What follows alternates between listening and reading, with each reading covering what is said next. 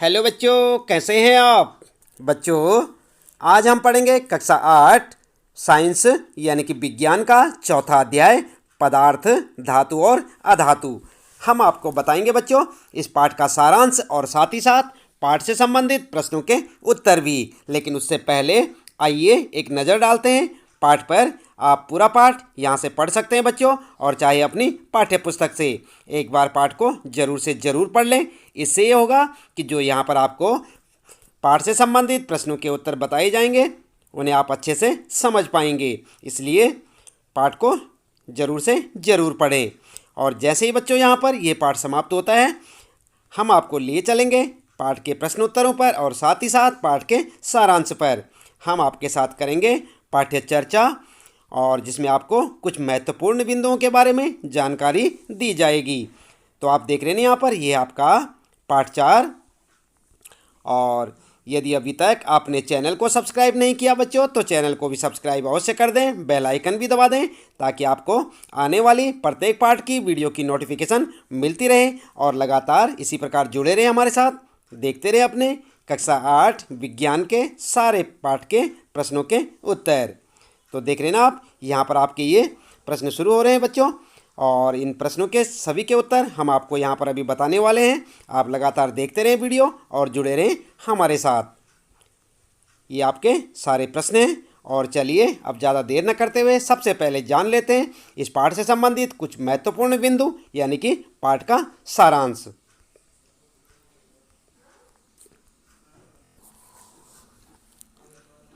तो बच्चों, आपको एक बार फिर से याद दिला दें, आज हम पढ़ रहे हैं कक्षा 8 विज्ञान का चौथा पाठ पदार्थ, धातु और अधातु, materials, metals and non metals. और हम आपको बता रहे हैं इस पाठ से संबंधित प्रश्नों के उत्तर अभ्यास प्रश्न उत्तर में। लेकिन सबसे पहले हम करेंगे आपके साथ यहाँ पर पाठ चर्चा। और आपने क्या सीखा, ये महत्वपूर्ण बिंदु आपके लिए हैं बच्चों, इन्हें आप अच्छे से याद करें और चाहे तो अपनी नोटबुक में नोट करें। सामान्यतः धातु लश्रस यानी कि चमकीले होते हैं, जबकि अधातुओं में चमक नहीं होती। आप जानते हैं ना धातुओं के बारे में, जैसे लोहा, तांबा, पीतल, ये क्या होते हैं, सब धातु होते हैं। और जैसे लकड़ी, प्लास्टिक, ये सब क्या हैं, अधातु हैं।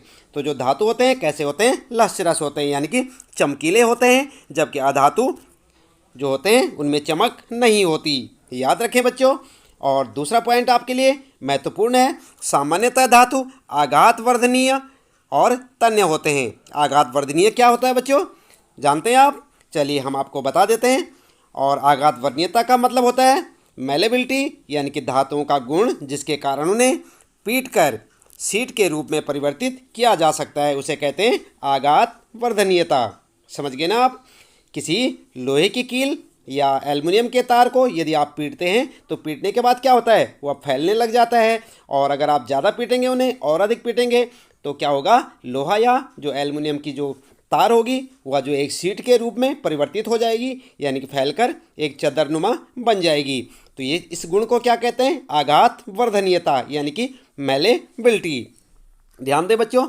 और जबकि अधातु में ऐसा नहीं होता, यदि आप जो है किसी चौक को, ध्यान दें, किसी चौक को या लकड़ी के टुकड़े को यदि आप पीटेंगे तो क्या होगा, वह टूट जाएगा, वह फैलेगा नहीं। तो इसी को क्या कहते हैं, आघात वर्धनीयता। तो सामान्यतः धातुओं में क्या होता है, आघात वर्धनीयता का और तन्यता का गुण होता है, जबकि अधातुओं में नहीं होता। इसके बाद बात करते हैं बच्चों तन्यता के बारे में। तो डक्टिलिटी क्या होती है, धातुओं का वह गुण जिससे उन्हें खींचकर तारों में परिवर्तित किया जा सकता है, तन्यता कहलाता है। आपने देखा होगा, बिजली की तार देखी होंगी आपने, सीधी, लंबी और जो है बारीक होती हैं। इन्हें क्या करते हैं, इनमें जो है तन्यता का गुण होता है, यानी कि इन्हें जो है लंबा आप जो है खींच सकते हैं। तो खींच करके जो है तारों के रूप में परिवर्तित कर सकते हैं जिस मटेरियल को, उसे क्या कहते हैं, धातु। आगे बात करते हैं बच्चों, पांचवा पॉइंट आपके लिए, ध्वनिक यानी कि सोनोरस। धातुओं से बनी वस्तुओं को जब कठोर सतह से टकराया जाता है तो एक निनाद यानी कि ध्वनि उत्पन्न होती है, अतः वे क्या कहलाते हैं, ध्वनिक कहलाते हैं या सोनोरस होते हैं। आपने देखा होगा किसी लोहे की कील को या किसी जो है डब्बे को जो धातु से बना हो, लोहे, पीतल, तांबे से बना हो, यदि आप जो है कहीं पर गिरा देते हैं तो उसमें से एक आवाज़ निकलती है, ठीक है। तो रिंगिंग जो साउंड निकलता है उसे क्या कहते हैं, सोनोरस यानी ध्वनिक। तो धातु क्या होते हैं, ध्वनिक होते हैं। यदि आप जो है इन्हें जो है किसी कठोर सतह से टकराते हैं तो एक आवाज़ निकलती है। तो यह क्या होता है, धातुओं में गुण होता है। आगे बात करते हैं बच्चों, सामान्यतः धातु ऊष्मा यानी कि और विद्युत के सुचालक होते हैं यानी गुड कंडक्टर होते हैं। आपने देखा होगा बिजली की तार काहे से बनी होती है, या तो एल्यूमिनियम से बनी होती हैं या कॉपर से बनी होती है। तो क्यों होती हैं, क्योंकि यह जो है विद्युत के सुचालक यानी गुड कंडक्टर होते हैं। लेकिन अधातु नहीं होते। यदि आप जो है प्लास्टिक की तार को बिजली के तार से जोड़ देंगे और सोचेंगे कि दूसरी जगह पर आपकी लाइट पहुंच जाएगी, तो नहीं पहुंचती ना। तो इसका मतलब क्या होता है, वो जो है पुअर कंडक्टर होते हैं। जो अधातु होते हैं कैसे होते हैं, पुअर कंडक्टर। जबकि जो धातु होती हैं वो कैसे होते हैं, गुड कंडक्टर। इसके बाद अगला पॉइंट है बच्चों आपके लिए, कुछ धातु जल से अभिक्रिया कर धातु हाइड्रोक्साइड और हाइड्रोजन गैस उत्पन्न करते हैं, अधातु जल से अभिक्रिया नहीं करते। याद रखेंगे आप इन पॉइंटों को। अगला है, सामान्यतः दहन करने पर धातु ऑक्सीजन से अभिक्रिया कर धातु ऑक्साइड बनाते हैं जो क्षारीय प्रकृति के होते हैं। अधातु ऑक्सीजन से अभिक्रिया कर अधातु ऑक्साइड बनाते हैं जिनकी प्रकृति अम्लीय होती है। अगला पॉइंट आपके लिए, धातु अम्लों से अभिक्रिया करते हैं और धातु लवण तथा हाइड्रोजन गैस बनाते हैं। आमतौर पर अधातु अम्लों से अभिक्रिया नहीं करते। 10वां पॉइंट है बच्चों, कुछ धातु क्षारों से अभिक्रिया कर हाइड्रोजन गैस बनाते हैं। अगला पॉइंट है, अधिक अभिक्रियाशील धातु कम अभिक्रियाशील धातुओं को उनके धातु यौगिकों के जलीय विलयन में विस्थापित कर देते हैं। 12वां पॉइंट है और लास्ट, धातुओं और अधातुओं का दैनिक जीवन में बड़े पैमाने पर उपयोग होता है। तो ध्यान रखें बच्चों, ये आपके लिए काफ़ी महत्वपूर्ण जानकारियां हैं इस पाठ से संबंधित। आप इन्हें जो अपनी नोटबुक में नोट करें और इनके बारे में और अच्छे से पाठ से भी पढ़ें और इन्हें याद भी करें।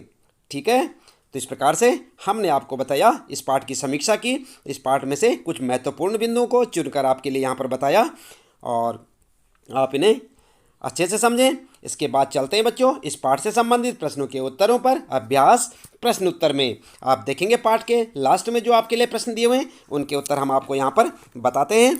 तो निम्नलिखित में से किसको पीटकर पतली चादरों में परिवर्तित किया जा सकता है, ये आपका पहला प्रश्न है। यहाँ पर आपके लिए 4 ऑप्शन होंगे, क जिंक, ख फास्फोरस और ग है सल्फर और घ है ऑक्सीजन। तो यहाँ पर क्या करेंगे आप जो है इसको जो है क वाले को सही का चिन्ह लगा सकते हैं। जिंक जो है, तो निम्नलिखित में से किसको पीटकर पतली चादरों में परिवर्तित किया जा सकता है, तो किसको पीटकर, जिंक को। तो यहाँ पर आप जो है सही का चिन्ह लगा सकते हैं। इसके बाद दूसरा प्रश्न है बच्चों, निम्नलिखित में से कौन सा कथन सही है, और क्या है, सभी धातुएं तन्य होती हैं, सभी अधातुएं तन्य होती हैं, सामान्यतः धातुएं तन्य होती हैं या कुछ अधातुएं तन्य होती हैं। तो यहाँ पर क्या करेंगे, आपका जो है ग वाला ऑप्शन बिल्कुल सही होगा, सामान्यतः धातुएं तन्य होती हैं। कौन सा वाला, ग वाला। इस पर आप सही का चिन्ह लगा सकते हैं बच्चों, ये आपका आंसर हो जाएगा। इसके बाद अगला है, यहाँ पर तीसरा प्रश्न आता है, रिक्त स्थानों की पूर्ति कीजिए। और यहाँ पर आपको जो है रिक्त स्थानों को भरना है। देख रहे ना आप यहाँ पर, तो कै वाला है फास्फोरस बहुत अधातु हैं। यहाँ पर जो है फास्फोरस बहुत अधातु हैं। तो यहाँ पर और ख वाला है धातुएं ऊष्मा और की होती हैं। क्या लिखेंगे आप, सोचिए ज़रा। और ग वाला है आयरन कॉपर की अपेक्षा, और यहाँ पर आपको लिखना है अभिक्रियाशील हैं। और घ वाला है बच्चों धातुएं अम्लों से अभिक्रिया कर बनाती हैं। कौन सी गैस बनाती हैं, यहाँ पर आपको लिखना है। तो देख रहे ना आप, ये आपका तीसरा प्रश्न है। और उत्तर आप देखें, उत्तर में आप जो है पहले वाले में लिखेंगे सक्रिय, दूसरे वाले में लिखेंगे विद्युत और सुचालक।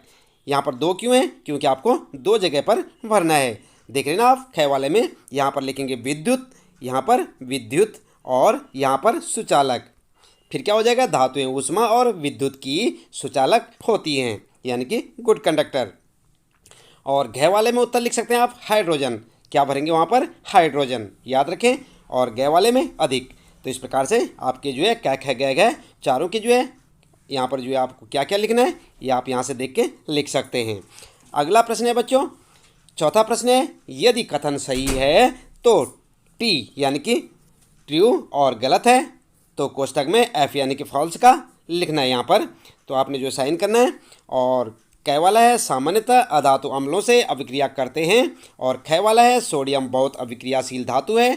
गै वाला है कॉपर जिंक सल्फेट के विलयन से जिंक विस्थापित करता है। और घै वाला है यहाँ पर आपके लिए कोयले को खींचकर तारें प्राप्त की जा सकती हैं। तो आपको लग रहा होगा, अपने आप पता चल रहा होगा आपको कौन सा सही है कौन सा गलत है। तो यहाँ पर आपने सही गलत देखना है। तो यहाँ पर आप जो है कै वाले में लिखेंगे एफ, और खै वाले में टी, गै वाले में एफ और घै वाले में एफ। तो इस प्रकार से आप ट्रू और फॉल्स लिख सकते हैं। देख लेना आप यहाँ पर। तो इस प्रकार से आप अपने उत्तरों को लिखें। कै खै गै के उत्तर जो है आपके। और इसके बाद बच्चों 5वां प्रश्न आता है आपका। नीचे दी गई सारणी में गुणों की सूची दी गई है, इन गुणों के आधार पर धातुओं और अधातुओं में अंतर कीजिए। तो यहाँ पर जो है आप देख सकते हैं इस प्रकार की एक टेबल आपको दिखाई देगी। यहाँ पर गुण लिखे हैं, धातु लिखे हैं और अधातु लिखे हैं।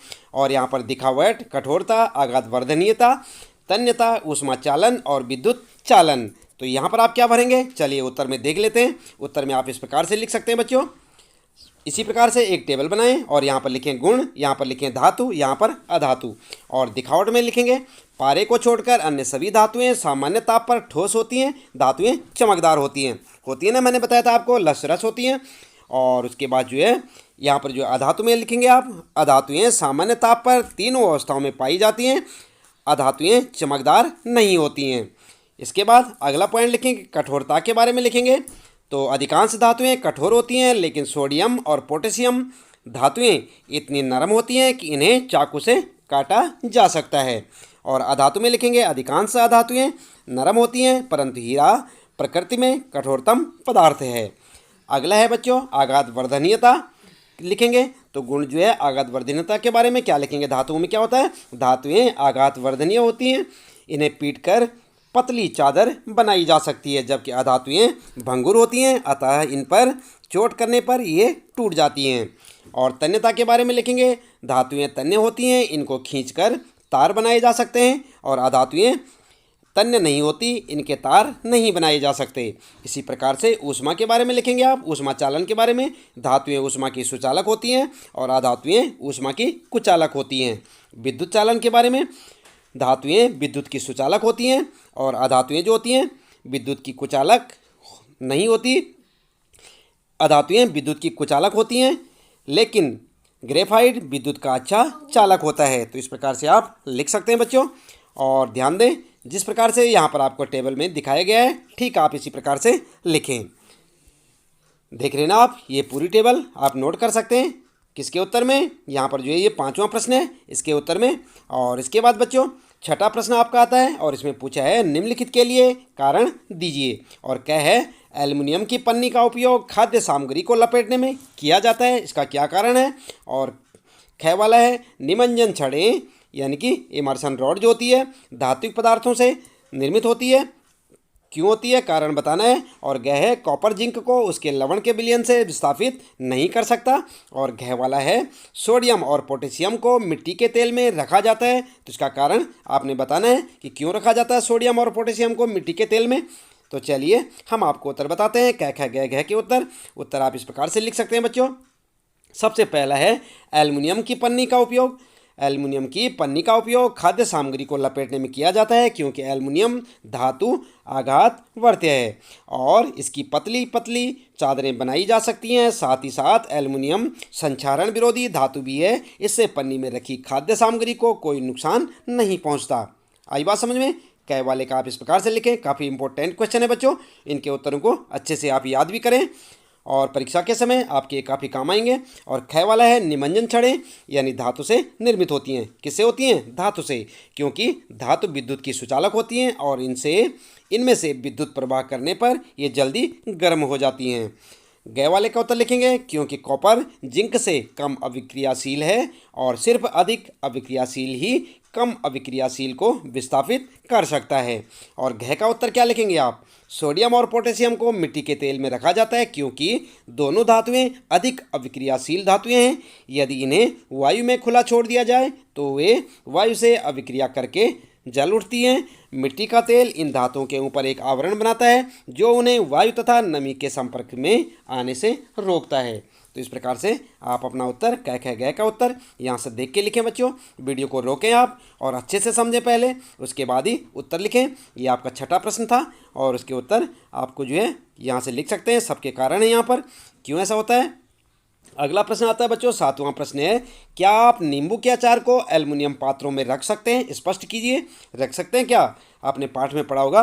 उत्तर लिखेंगे नहीं, हम एल्युमिनियम के पात्रों में नींबू के अचार को नहीं रख सकते, क्योंकि नींबू के अचार में साइट्रिक यानी कि सिट्रिक अम्ल होता है, जिससे कि धातुएं अम्लों के साथ अभिक्रिया करके अनेक विषैले पदार्थ बनाती हैं। अतः यदि हम नींबू के अचार को एल्युमिनियम पात्रों में रखते हैं तो उसमें उपस्थित सिट्रिक अम्ल और एल्युमिनियम अभिक्रिया करके विषैले पदार्थों को उत्पन्न करते हैं, जिन्हें खाना हमारे लिए हानिकारक सिद्ध हो सकता है। तो आप समझ गए ना, नींबू के अचार को एल्युमिनियम के पात्रों में नहीं रख सकते। इसके बाद बच्चों अगला प्रश्न आता है आपका 8वां प्रश्न है, नीचे दी गई सारणी के कॉलम फर्स्ट में कुछ पदार्थ दिए गए हैं, कॉलम सेकंड में उनके कुछ उपयोग दिए गए हैं, कॉलम फर्स्ट में पदार्थों का कॉलम सेकंड से सही मिलान कीजिए। तो यहाँ पर आपको मिलान करना है और देख सकते हैं आप, कॉलम फर्स्ट है ये और ये सेकंड है। यहाँ पर लिखा है गोल्ड और थर्मामीटर, आयरन, बिजली के तार, एल्युमिनियम, खाद्य सामग्री लपेटना, कार्बन आभूषण, कॉपर, मशीनें और मरकरी ईंधन। तो यहाँ पर जो आपने सही मिलान करना है, किस प्रकार से करेंगे चलिए यहाँ पर देख लेते हैं। उत्तर में आप यहाँ से देख के लिखें और यहाँ पर जो है फर्स्ट और सेकंड 2 कॉलम बना लें। ऐसे ही ठीक आप एक टेबल बना लें बच्चों अपनी कॉपी पर, और उसके बाद लिखेंगे गोल्ड के साथ लिखेंगे आभूषण, आयरन के साथ मशीनें, एल्युमिनियम के साथ खाद्य सामग्री लपेटना, कार्बन के साथ ईंधन, कॉपर के साथ बिजली के तार और मरकरी के साथ थर्मामीटर। तो इस प्रकार से आप अपना उत्तर लिख सकते हैं। ध्यान से देखें और लिखें। अगला प्रश्न है बच्चों 9वां प्रश्न है, क्या होता है जब, आप देख रहे हैं यहाँ पर आपको बताना है क्या होता है जब। नंबर 1 है यहाँ पर कै वाला, तनु सल्फ्यूरिक अम्ल कॉपर प्लेट पर डाला जाता है, तब क्या होता है। और ख वाला दूसरा प्रश्न है, लोहे की कील कॉपर सल्फेट के विलयन में रखी जाती है, संबंधित अभिक्रिया के शब्द समीकरण लिखिए। तो यहाँ पर आपको शब्द समीकरण भी लिखना है। उत्तर में आप देख सकते हैं, उत्तर इस प्रकार से लिखें, ठीक इसी प्रकार से लिखें, इससे अच्छे से समझे बच्चों, बहुत इंपॉर्टेंट है। यहाँ पर कै वाले का उत्तर लिखेंगे, जब तनु सल्फ्यूरिक अम्ल को कॉपर प्लेट पर डाला जाता है तब यह निम्न अभिक्रिया करता है। और क्या क्या करता है आप यहाँ से देख सकते हैं, H2SO4 प्लस Cu, और तब क्या बनेगा यहाँ पर, क्या होगा CuSO4 प्लस H2। आई बात समझ में। और उसके बाद जो है आप ये समझ सकते हैं, जब तनु सल्फ्यूरिक अम्ल को कॉपर प्लेट पर डाला जाता है। तो यहाँ पर आप देख सकते हैं ये है तनु सल्फ्यूरिक अम्ल और ये कॉपर प्लेट पर डाला जाएगा जब, तो ये दोनों को जब मिलाया जाएगा तो इससे क्या होगा, हाइड्रोजन यहाँ से रिलीज हो जाएगी और यहाँ पर जो है आप देख सकते हैं कॉपर सल्फेट आपको प्राप्त होगा। इसके बाद बच्चों अगला है ख वाले का, जब लोहे की कील कॉपर सल्फेट के विलयन में रखी जाती है तो लोहा कॉपर सल्फेट विलयन में कॉपर को विस्थापित कर देता है। और यहाँ पर जो है आप इसको इस तरह से लिख सकते हैं, CuSO4 प्लस Fe और FeSO4 प्लस Cu। तो इस प्रकार से आप अपना उत्तर लिख सकते हैं समीकरण के रूप में। तो ये था आपका प्रश्न 9वां, देख रहे हैं ना आप यहाँ पर, ये 9वां प्रश्न है और इसके क और ख जो है दोनों खंडों के उत्तर आप यहाँ से देख के लिख सकते हैं। ठीक इसी प्रकार लिखें और इन्हें अच्छे से याद भी कर लें, रट्टा मार लें बच्चों एकदम, क्योंकि परीक्षा के लिए ये काफ़ी इंपॉर्टेंट क्वेश्चन है। और समीकरण का ध्यान रखें। इसके बाद 10वां प्रश्न है, सलोनी ने लकड़ी के कोयले का एक जलता हुआ टुकड़ा लिया, उससे उत्सर्जित होने वाली गैस को एक प्रणाली में इकट्ठा किया। और यहाँ पर प्रश्न दे रखे, क वह गैस की प्रकृति कैसे ज्ञात करेगी। ख इस प्रक्रम में होने वाली सभी अभिक्रियाओं के समीकरण लिखिए। तो यहाँ पर आपको जो है लिखना होगा क्या क्या हुआ। तो क का लिखेंगे आप उत्तर में, सलोनी परखनली में इकट्ठी की गई गैस में पानी डालकर उसे उसमें घोलने का प्रयास करेगी। जैसा कि हम जानते हैं कोयला जब वायु की उपस्थिति में जलता है तो कार्बन डाइऑक्साइड गैस उत्पन्न होती है और वह गैस पानी में घुलकर कार्बनिक अम्ल यानी H2CO3, ध्यान दें H2CO3 उत्पन्न करती है, जिसकी प्रकृति का परीक्षण सलोनी लिटमस पत्र की सहायता से कर सकती है। यदि यह विलयन नीले लिटमस पत्र को लाल कर देता है तो विलयन की प्रकृति अम्लीय है, अन्यथा क्षारीय। तो इस प्रकार से आप जो यहाँ पर लिख सकते हैं साथ साथ फर्स्ट और सेकेंड यहाँ पर ध्यान दें। सी आप समझते हैं ना, कार्बन के लिए C और ऑक्सीजन O, और यहाँ पर CO2 यानी कार्बन डाइऑक्साइड, और यहाँ पर CO2 कार्बन डाइऑक्साइड प्लस जल, और यहाँ पर क्या होगा कार्बनिक अम्ल। तो यहाँ पर आप लिख सकते हैं H2O और यहाँ पर H2CO3। ठीक है, तो इस प्रकार से आप इसको जो समीकरण को अच्छे से याद करें, समझे बच्चों, दिख रहा है ना आपको। तो इस प्रकार से आप इसका जवाब दे सकते हैं। और इसके बाद बच्चों चलिए देख लेते हैं अगला प्रश्न है। यहाँ पर 11वां प्रश्न है। एक दिन रीता अपनी माँ के साथ आभूषण की दुकान पर गई। उसकी माँ ने सुनार को पॉलिश करने हेतु सोने के पुराने आभूषण दिए। अगले दिन जब वे आभूषण वापस लाई तो उन्होंने पाया कि उनका भार कुछ कम हो गया है। क्या आप भार में कमी का कारण बता सकते हैं? तो बता सकते हैं बच्चों। आपने पाठ को अच्छे तरह से पढ़ा होगा, समझा भी होगा।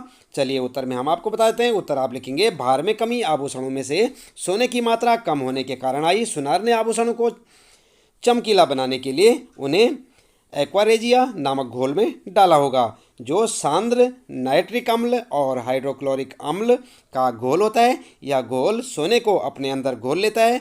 आभूषणों को इस घोल में डालने पर आभूषणों की ऊपरी सतह इस घोल में घुल जाती है और आभूषणों की ऊपरी परत के नीचे की चमकीली परत निकल आती है, जिससे आभूषण नए जैसे लगने लगते हैं। लेकिन ऐसा करने से उनके भार में कमी आ जाती है। ऐसे आभूषणों के सोने की ऊपरी परत के इस घोल में घुल जाने के कारण होता है। तो आई बात समझ में? इस प्रकार से आप अपना उत्तर दे सकते हैं। आप पाठ को भी पढ़ें। और इसके बाद बच्चों यहाँ पर जो है इस पाठ से संबंधित प्रश्नों के उत्तर समाप्त हो जाते हैं। उम्मीद है कि आपको अच्छे से समझ आए होंगे। आप इन्हें बार बार देखें तभी समझ में आएंगे बच्चों। बार बार पढ़ें, आप साइंस को विशेष फोकस दें और जो अपनी परीक्षा की अच्छी से तैयारियां करें। यदि अभी तक आपने चैनल को सब्सक्राइब नहीं किया तो सब्सक्राइब भी अवश्य कर दें, बेल आइकन दबा दें, वीडियो को लाइक शेयर सब्सक्राइब करना ना भूलें। मिलते हैं बच्चों फिर अगले पाठ के प्रश्न उत्तरों के साथ। आपका दिन शुभ हो।